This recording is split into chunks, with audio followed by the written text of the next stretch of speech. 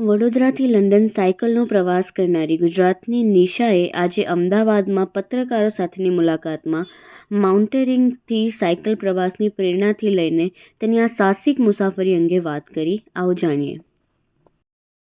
Doctor Hemang Joshi, સાંસદ વડોદરા.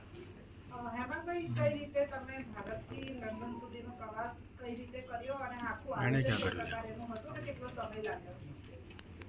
આજે હું તો અહીંયા એક સાંસદ તરીકે આ ઇતિહાસનો સાક્ષી બનવા માટે આપ સૌની વચ્ચે આવ્યો છું અને સમગ્ર વડોદરા વતી અમારા બેનને આજે અમે અહીંયા વેલકમ કરવા માટે આવ્યા છે.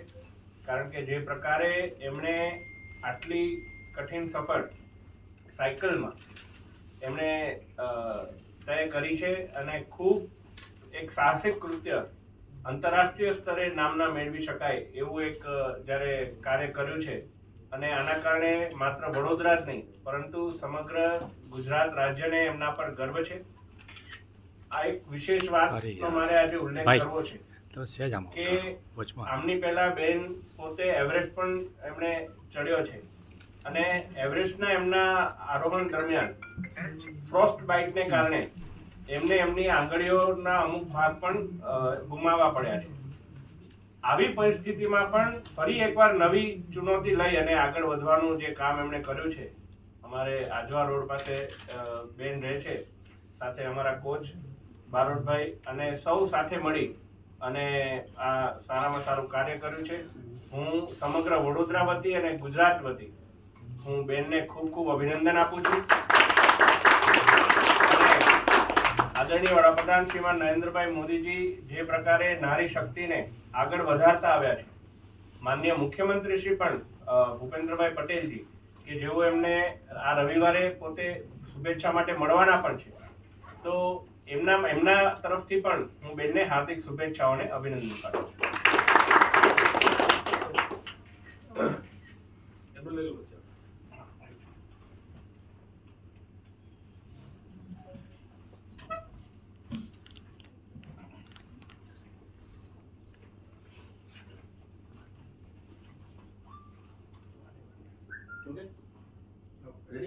આપનું નામ અને પરિચય? મારું નામ નિશા કુમારી છે. નિશાબેન, તમને વિચાર કઈ રીતે આવ્યો અને સમય કેટલો લાગ્યો, મુશ્કેલીઓ કેટલી આવી હતી? મને વિચાર જ્યારે મેં માઉન્ટ મનાસલુ ક્લાઇમ્બ કરતી હતી ત્યારે મારાથી આગળ હું 7000 મીટરથી હાઇટની ઊંચાઈ પર હતી અને હું ક્લાઇમ્બ કરતી હતી. મારાથી આગળ મારા જે કલીગ્સ હતા અને શેરપાસ હતા, આ લોકો એવલાન્સમાં દબાઈને આ લોકોની ડેથ થઈ ગઈ હતી. સેમ ટાઈપ પર મારા જે કોચ છે આ ઉત્તરાખંડમાં હતા અને ત્યાં નહેરુ ઇન્સ્ટિટ્યૂટ ઓફ માઉન્ટેનિયરિંગ છે, ત્યાં છોકરાઓ ટ્રેનિંગ કરતા હતા અને આમાં 29 છોકરાઓ અને ટીચર્સ બધા એવલાન્સમાં દબાઈને બધા એકસાથે બધાની ડેથ થઈ ગઈ હતી. ત્યારે અમે લોકો વિચાર્યું હતું કે આ બધું કેમ થઈ રહ્યું છે, ગ્લોબલ વોર્મિંગના લીધે થઈ રહ્યું છે, તો નેચરને બચાવવા માટે કંઈક તો કરવું જ છે. એવરેસ્ટ પર થયો. આના પછી મેં વિચાર્યું કે કઈ રીતે અમે આ જે નેચરને બચાવવા માટે આખા વર્લ્ડમાં આના માટે કામ કરી શકીએ છીએ. ત્યારે મેં મારા કોચ સાથે ડિસ્કસ કર્યું, નિલેશ સર સાથે, કે અમે આગળ શું કરી શકીએ છીએ કે આને વર્લ્ડ વાઇડ ફેલાઈ શકીએ. તો આ ડિસાઈડ કર્યું કે ઇન્ડિયાથી લંડનનું જે રૂટ છે આ લોંગેસ્ટ રોડ કનેક્ટિવિટીનું રૂટ છે, તો આમાં અમે વધારે લોકોને મળી શકીએ અને વધારે લોકોને અવેર કરી શકીએ ગ્લોબલ વોર્મિંગના રિગાર્ડિંગ. ત્યારે અમે લોકો સ્ટાર્ટ કર્યું 23 જૂન 2024 અને 210 દિવસે અમે લોકો લંડન પહોંચ્યા હતા. બહુ બધી કઠિનાઈઓ આવી. બધી રીતે વેધર અમને મળ્યા, વરસાદ મળી, ઠંડી મળી, ગરમી મળી, બધા વેધર મળ્યા, સ્નોફોલ, સ્નો સ્ટ્રોમ સુધી મળ્યું અને રશિયામાં તો -20 સુધીનું ટેમ્પરેચર હતું. તો બધી પરિસ્થિતિ જે આવી એમને એક એક કરીને પાર કરીને અમે લોકો આગળ વધ્યા. લોકોનો રિસ્પોન્સ કેવો મળતો હતો? લોકોનો સપોર્ટ અમને બહુ સારો મળ્યો. ઓલ ઓવર ધ વર્લ્ડ જેટલી 16 કન્ટ્રીઝ અમે ક્રોસ કરી, તો બધા લોકલ પીપલ અને ઇન્ડિયન પીપલ જેટલા પણ લોકો અમને મળ્યા, એક પણ માણસ આવો નહીં મળ્યો કે અમને ખોટું ગાઈડ કરે. બધા સારા અને સપોર્ટિવ લોકો અમને મળ્યા. તમે લોકોને મેસેજ શું આપતા હતા? અમે ટ્રી પ્લાન્ટેશન કરતા હતા અને સાથે સાથે લોકોને પણ ટ્રી પ્લાન્ટેશન કરવા માટે આ લોકોને કહેતા હતા કે તમે એટલીસ્ટ તમારી લાઈફમાં એક ટ્રી વાવો અને આને સાચવીને મોટો કરો. કેમ કે ગ્લોબલ વોર્મિંગને રિડ્યુસ કરવા માટે સૌથી સારો અને એક જ ઉપાય છે ટ્રી પ્લાન્ટેશન. તો અમે લોકો આ મેસેજ સ્પ્રેડ કરતા હતા. કુલ કેટલા કિલોમીટર થયા? 16,888 કિલોમીટર. તમે આના માટેની કોઈ તૈયારી કરી હતી, પૂર્વ તૈયારી? કારણ કે તમે સાયકલ ઉપર ગયા છો એટલા માટે, તો એના માટેની કોઈ પૂર્વ તૈયારી કરી હતી? જ્યારે મેં માઉન્ટ એવરેસ્ટ ક્લાઇમ્બ કર્યું હતું ત્યારે મારી ટ્રેનિંગનો પાર્ટ સાયકલિંગ હતું. ત્યારે મેં અઠવાડિયામાં 2 થી 3 વખત 100 કિલોમીટર સાયકલિંગ કરતી હતી. અને મારું જ્યારે ઓપરેશન થયું આના પછી પણ 50-60 કિલોમીટર મારી ડેલીની રાઈડ હતી અહીંયા આગળ પ્રેક્ટિસ માટે. તમને ઘરમાંથી મમ્મી પપ્પાએ કીધું ને કે ભણો ને આ બધું શું જવાનું ને આવવાનું, બધાને ખબર જ છે, એવું બધું કીધું હશે કંઈ ક્યારે સ્કૂલ છોડીને, અથવા તો જે બી કીધું હોય? નહીં, મેં મારી એજ્યુકેશન પૂરી કરી છે, માસ્ટર્સ અપ્લાઇડ મેથેમેટિક્સમાં પૂરી કરી છે. તો મારા પેરેન્ટ્સ મારી મધર છે, મારી મધર મને બહુ સારો સપોર્ટ આપે છે અને મારા કોચ છે આ મને બહુ સારો સપોર્ટ આપે છે. ઘરમાંથી ગ્રીન સિગ્નલ હતું, ફરો? શું સર? ગ્રીન સિગ્નલ હતું ને, ફરો એમ? હા.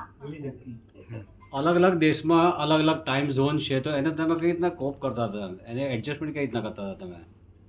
સર અમે લોકો સ્લોલી ટ્રાવેલ કરતા હતા તો અમને ટાઈમ ઝોનનું વધારે ઇફેક્ટ નથી થયું. કેમ કે દરેક કન્ટ્રીમાં જ્યારે જઈએ સ્લોલી તો જે ટાઈમ ઝોન હતું આ 15-20 મિનિટ કે કલાક જેવું જ ડિફરન્સ થતું હતું. આગળ વધતા ગયા. હા, લંડનથી અહીંયા આવ્યા ત્યારે 5.5 કલાકનું ડાયરેક્ટ ડિફરન્સ થયું છે. આના પહેલા કલાક, 1.5 કલાક, 2 કલાક આવું સ્લોલી વધતું હતું. ડેલી તમે કેટલા kilometre average daily? Daily 100 to 120, on an average 120 kilometre મેં ડેલી રાઈડ. સૌથી ઓછા ક્યાં, સૌથી વધારે ક્યાં, કયા પ્રદેશમાં? સૌથી ઓછા નેપાળમાં માઉન્ટેન હતા અને ઓફ રોડ હતા ત્યારે 50-60 કિલોમીટર થતું હતું. અને સૌથી વધારે ચાઇનામાં 220 કિલોમીટર થયું હતું. ક્યાંય તમને અંતરાય આવ્યા હોય, આઈ મીન હર્ડલ? એટલે કઈ હર્ડલ સેવા, મેજર હર્ડલ? સર મેજર કે આઠવાઈ ગયા એમ થયું કે ભાઈ ચલો હવે પાછા જતા રહીએ, my god it's too much એમ, એવું તમને થયું હોય એક વખત? નહીં સર, અમારું ટાર્ગેટ ફિક્સ હતું કે અમારે આ જે મેસેજ છે આને વર્લ્ડ વાઇડ સ્પ્રેડ કરવાનું છે. અને જે ફિક્સ અમે લોકો અહીંયાથી લંડન સુધીનું ટાર્ગેટ લઈને નીકળ્યા હતા આ પૂરું જ કરવાનું હતું. તો અમે લોકો આના માટે અડી ગયા હતા અને બધા લોકો અમને સપોર્ટિવ મળ્યા, મોટિવેટ કરવા આવવા મળ્યા. તો અમને બહુ આગળ વધવામાં દિક્કતો ઓછી નથી. મેજર હર્ડલ્સ તને ક્યાં નડ્યા હશે? સર વેધરની હર્ડલ આવી હતી. જેવું અમુક જગ્યાએ ઉઝબેકિસ્તાનમાં 500-600 કિલોમીટર સુધી કશું નથી, ઓનલી ડેઝર્ટ છે. તો આવી જગ્યામાં રોકાવાનું,